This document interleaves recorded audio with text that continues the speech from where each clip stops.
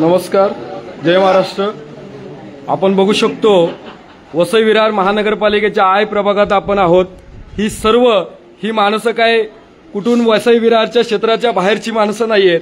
ही इथं आपल्या इथं खाऊगली असणारी, म्हणजे वसई डेपोमध्ये खाऊगली असणारी, त्या खाऊगली क्षेत्रात काम करणारी, ज्याच्यावर हातावर पोट असणारी सर्वसामान्य माणसं आहेत। ही कुठले ईनी केलेली किंवा कुठे कामाला जाऊन 90-80 हजार पगार घेणारी माणसं नाहीयेत। ही सर्वसामान्य, ज्यांचं फक्त कुटुंब आणि सर्वसामान्यांचं पोट चालणारी ही सर्वसामान्य माणसं आहेत। यांचं पोटावर पाय देण्याचं काम या महानगरपालिकेने केलेलं आहे। नुसतं आश्वासित केलेलं आहे, वेगळी जागा देण्यात येईल, वेगळं क्षेत्र देण्यात येईल, त्या ठिकाणी तुम्हाला वसवण्यात येईल असं सांगून या सर्वसामान्य गोरगरिबांच्या सर्व त्या रस्त्यावरून हाकलून ते अनधिकृत आहे असं सांगून या ठिकाणी त्यांना आश्वासित करून अशी फसवणूक या सर्वसामान्य माणसांची केलेली आहे। ही वसई विरारची सर्वसामान्य लोक आहेत। सर्व पुढाऱ्यांना देखील माझी विनंती आहे, आपण मतं मागायला यांच्याकडेच येतो।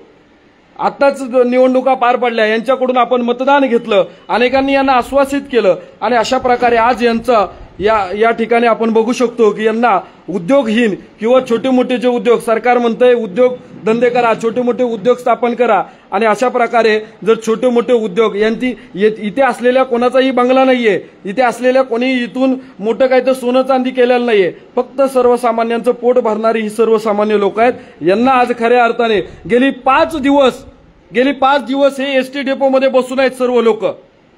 सर्वसामान्यांचा खऱ्या अर्थाने या ठिकाणी महानगरपालिकेला कैवाळा सुद्धा येऊ नये, ही जनसामान्यासाठी काम करणारी सर्व यंत्रणा असताना आज गेली 5 ते 6 दिवस झालं ही सगळी लोक त्या डेपोमध्ये बसून आहेत। 70 ते 80 हजार पगार घेणारे या ठिकाणी एसी मध्ये बसतात आणि या सर्वसामान्यांचं घर कोण चालवणार आहे? इथल्या प्रत्येकाचं, इथे आज आलेला प्रत्येक जण इथं खऱ्या अर्थाने त्या खाऊगल्लीतल्या त्या गाडीवर जगत होता। आज कुठे त्याला एक तर यांना रोजगार उपलब्ध करून द्या, नाहीतर खऱ्या अर्थाने नव्याने खाऊगल्ली स्थापन करा। तोपर्यंत ही सर्वसामान्य लोक इथून बसणार नाही। काय उठणार आहेत तुम्ही इथून? आवाज द्या याच्यामध्ये। अजिबात उठायचं नाहीये।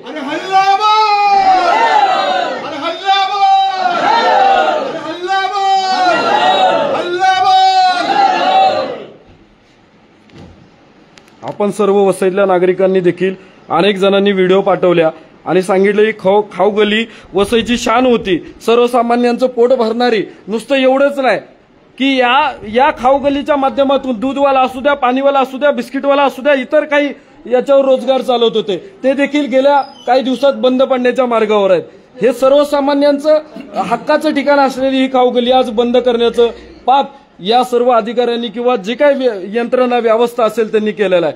खऱ्या अर्थाने जोपर्यंत एक ठराविक आणि सर्वांना सर्वांगीण घेऊन जाणारी एखादी जागा जोपर्यंत आम्हाला प्राप्त करून देत नाही तोपर्यंत आम्ही इथं बसणार नाही। आज फक्त आणि फक्त आम्ही इथं बिना याचे आलेलो, उद्या येताना आमचं सर्व सामान घेऊन आम्ही इथं बसणार आहे, आमच्या वस्तू यांनाच विकणार।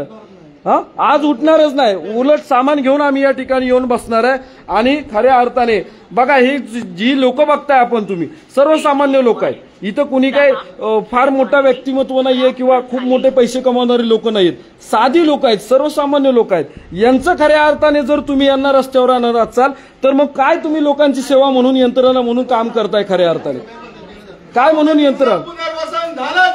झालंच पाहिजे खाऊगल्लीचं पुनर्वसन झालंच पाहिजे।